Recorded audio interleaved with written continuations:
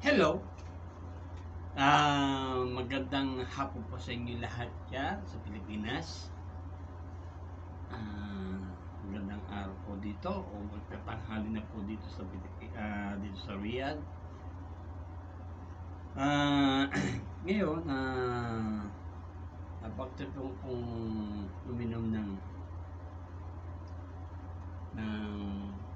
kape dito sa gitnang silangan.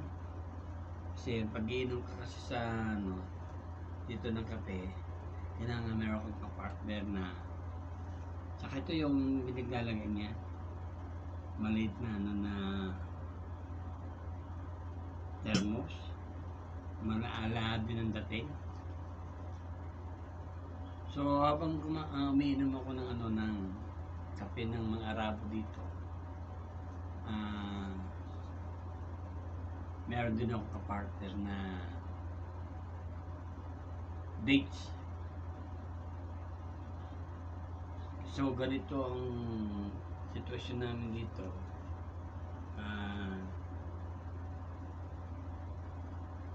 Ito yung magpapagawa si Amo sa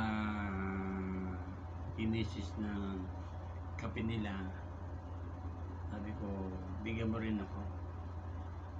At automatic, binibigyan din ako ng dates. So ngayon, iniinom ko na to. Kape po tayo sa Arabo. Ayun po tayo ng tamos dito. Mag-enjoy po tayo. Minsanan lang to makainom ako dito. Ulit. Samantala.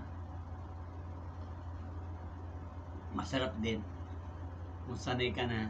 Kung baguhan ka lang, syempre, iba panlasa mo sa kape nila. Pero sa matagal ka na dito, mga dekada ka, more than 2 decades ka na, bali wala na sa'yo, parang Arabo ka na rin. Tingnan mo, Arabo ko na rin. Masasya na po.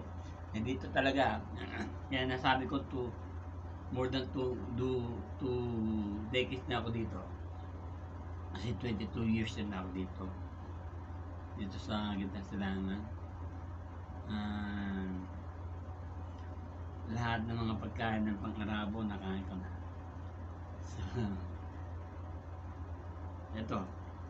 Ngayon, nasa harapan nyo na ng camera, kumakain na po ako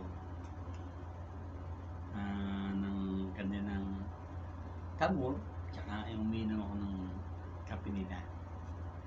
So, kaya nga pinaparnlet ito ng tabor kasi yung kape nila matabang. So, ginagawa nilang pang-asukal ito. So, hindi inahalo dito, kinakain. So, inom ko muna. Or rather, ito. Kinakain. Masarap naman. Kasi first time na pag-ano mo nito, akala mo masyadong matamis to. Hindi. Natural na asukal nito, yung mga bagong salta sa gitnang silangan. Ito yung pinakaano nila, sugar, sa kape nila. At pag uminom ka,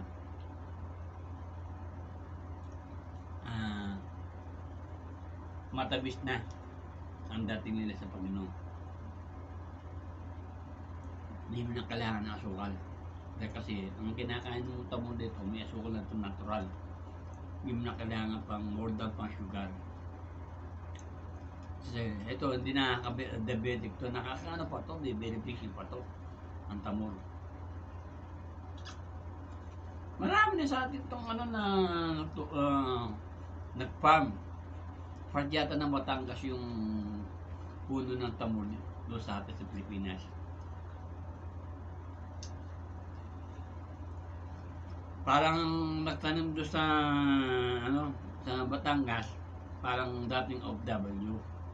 So sinikap niya makapagtanim sa kanila, sa lugar nila ng puno nito ng tamor o dates sa English. So minsan nakita ko yung video na yun. Marami ng puno ng dates sa atin. ano na, may mga bunga na sila sa Batangas. Hindi ko alam, sa parte ng Batangas na nakatanim yung date ng puno. So, maubos ko na. Meron pa ako dito. Yun po. Diba, kita nyo yung kulay? Yan. Yan ang kulay niya.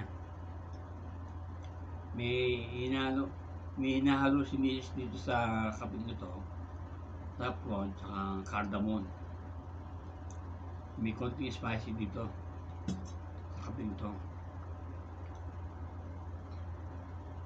Kaya, kahit matabang siya, masarap din inumin. Tara, dasahan nyo. Baka hindi pa kayo nakakatikim nito. Tubigin na po kayo. May mga ano rin, sa coffee shop may mga ganitong tinitindang Arabic coffee o tea. So enjoy lang po. Kung makapunta ka sa coffee shop, pwede kayo uminom ng umorder ng ano, ng Arabic coffee. Kumita mo. So, hanggang dito lang po ako. Sana po nasa mabuti po kayong kalagayan. Huwag pong makalimot sa taas. Salamat sa ating bigay pa rin ng pagkakataon mabuhay po ulit sa ibabaw ito ng mundo. So God bless po sa inyo lahat. Ito po si Guru Jojo. Namilingkod po sa inyo. Sana'y hindi po kayo nakadikit sa akin. Dikitan nyo na pa ako. Sa kanya po ako. Magkumpit na po kayo. Maraming po salamat sa panonood niyo po. Maraming God bless. Bye-bye.